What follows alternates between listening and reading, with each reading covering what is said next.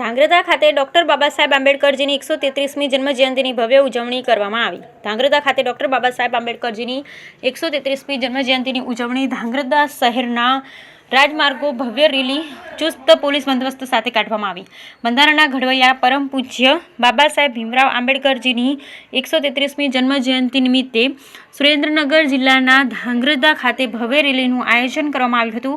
સમગ્ર ભારત દેશ સહિત સમગ્ર રાજ્યમાં આજે ડૉક્ટર ભીમરાવ આંબેડકરની જન્મજયંતિની ઉજવણી ઠેર ઠેર કરવામાં આવી રહી છે.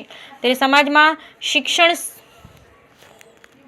પ્રત્યે જાગૃતિ તેમજ બંધારણના ઘડવૈયા ડૉક્ટર ભીમરાવ બાબા સાહેબ આંબેડકરની 133મી જન્મજયંતિ નિમિત્તે ધાંગ્રધા શહેરના રાજ્ય માર્ગોમાં ભવ્ય રેલી કાઢવામાં આવી. મોટી સંખ્યામાં ભાઈઓ તથા બહેનો આ રેલીમાં જોડાયા હતા.